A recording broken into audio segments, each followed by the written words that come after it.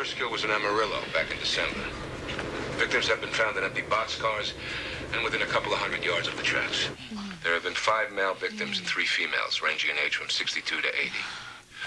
4 of the males were transients, hobos. The females were all housewives who lived within a mile or so of the tracks. We're in the air in 20 minutes.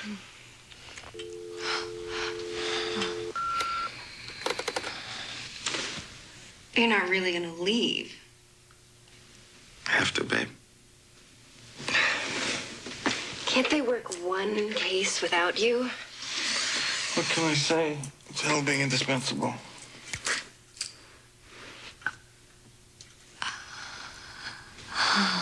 Oh, no.